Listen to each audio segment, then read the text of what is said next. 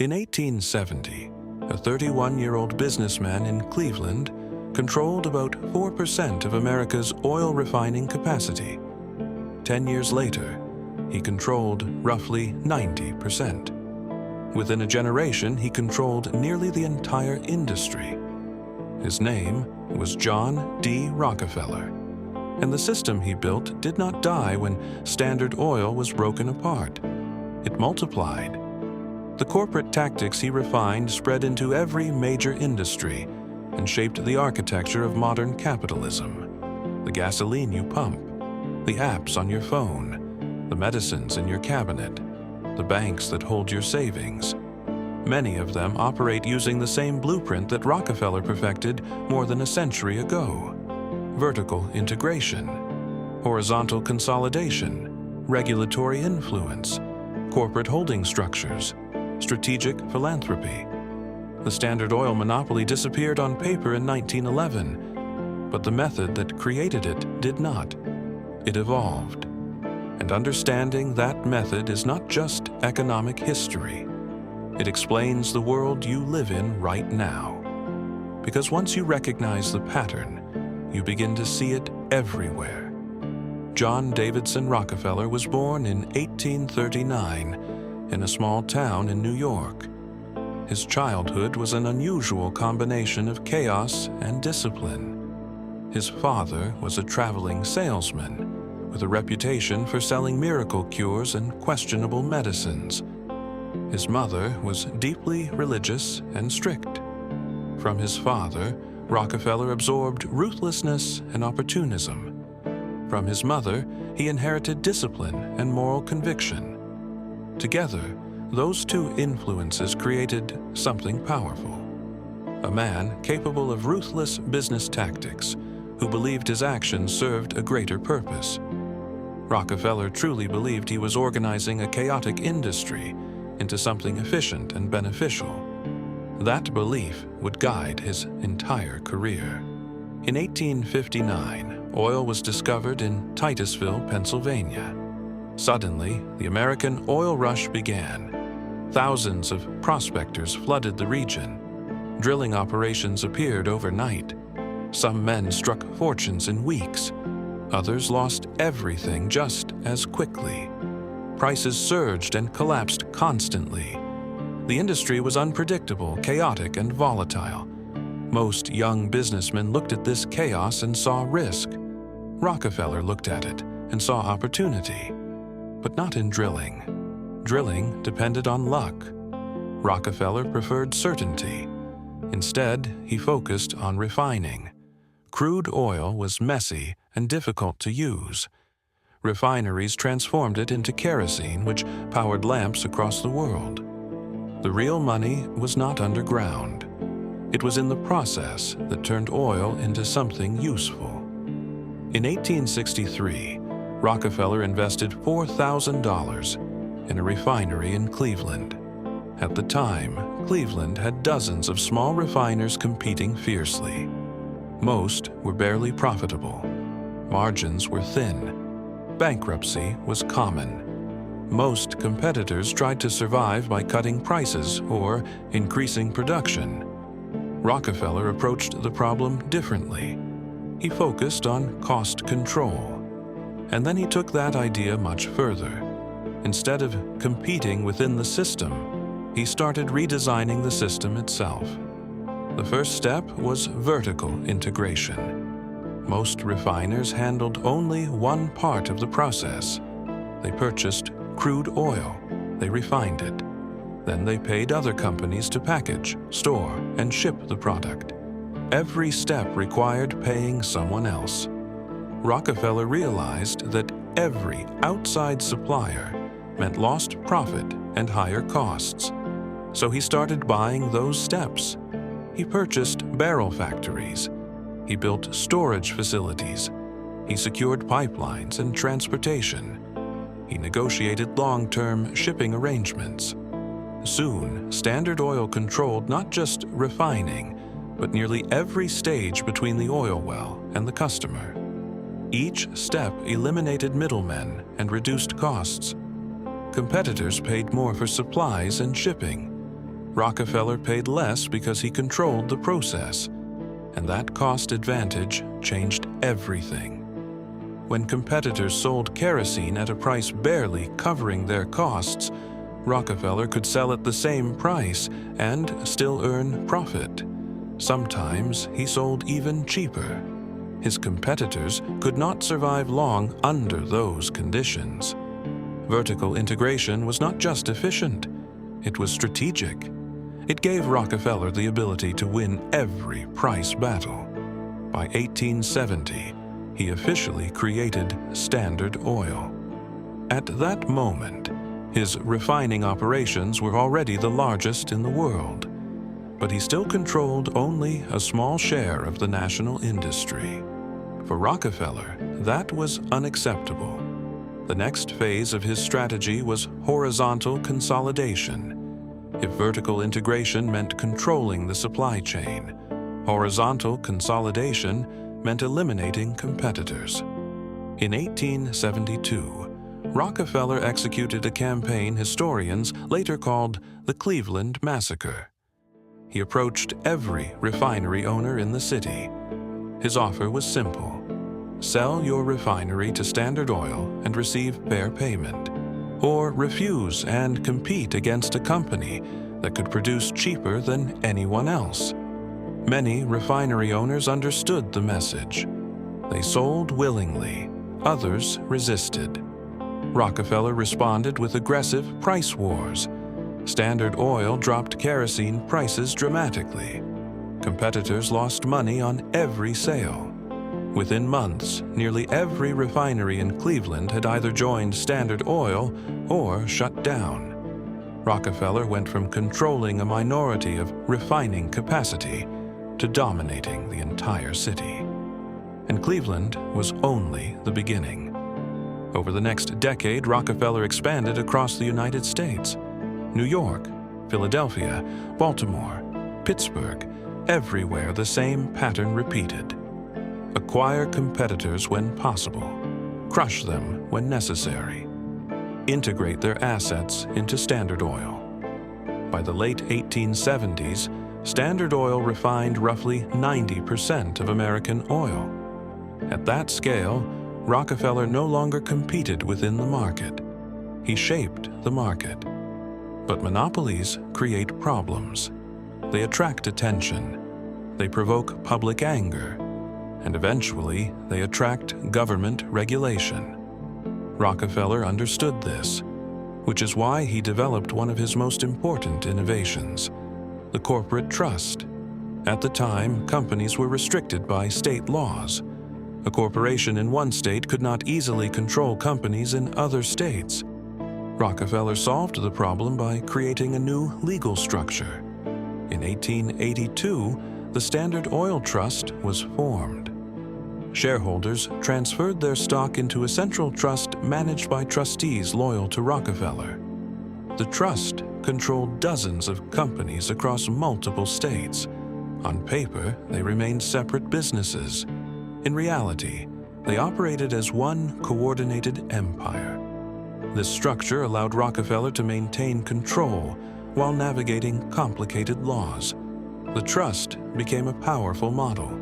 Soon, other industries adopted similar arrangements: sugar, steel, tobacco, railroads. The corporate trust eventually evolved into the modern holding company structure used by major corporations today. Rockefeller did not simply build a business. He invented a framework that other businesses could copy. By the early 20th century, Rockefeller was the richest individual in modern history. His fortune was estimated at nearly $900 million at the time. Adjusted for inflation, that would place his wealth among the largest ever accumulated. Standard Oil dominated global energy markets. Its influence reached far beyond the oil industry. But public resentment had grown intense. Investigative journalists exposed Rockefeller's tactics. Political pressure mounted. In 1911, the United States Supreme Court ruled that Standard Oil violated antitrust law. The company was ordered to break apart. 34 separate companies emerged from the breakup. On the surface, it looked like the end of Rockefeller's empire. But something unexpected happened. Rockefeller owned shares in all of the new companies, and once separated, they began competing aggressively and expanding rapidly. The combined value of the new companies soon exceeded the value of the original monopoly. Rockefeller became even richer. The breakup, intended to weaken his empire, actually multiplied his wealth. Many of those companies still exist today. Standard Oil of New Jersey became Exxon. Standard Oil of New York became Mobil. Standard Oil of California became Chevron. Over time, some merged back together. Exxon and Mobil reunited in 1999. A century after the supposed breakup, the pieces of the monopoly slowly drifted back toward each other. Rockefeller's empire did not vanish. It evolved. But the most important legacy was not Standard Oil itself. It was the method. The Rockefeller method became the playbook for dominant corporations. The first step is vertical integration. Control every stage of the supply chain. Modern companies do this constantly. Amazon began as an online bookstore. Today, it owns warehouses, shipping networks, delivery infrastructure, cloud computing platforms, and digital marketplaces. It controls nearly every step between supplier and customer. That structure mirrors Rockefeller's oil empire. The second step is horizontal consolidation. Acquire competitors before they grow dangerous. Technology companies follow this strategy aggressively. Large platforms purchase smaller startups or replicate their ideas internally. Successful competitors are absorbed or outpaced. The market gradually concentrates around a few dominant players. The third step is regulatory influence. Rockefeller understood that shaping rules could be as powerful as winning price wars. Businesses that influence regulations gain enormous advantages. Modern corporations spend billions on lobbying and policy influence. Regulatory frameworks often evolve alongside the industries they oversee. The fourth step is structural complexity.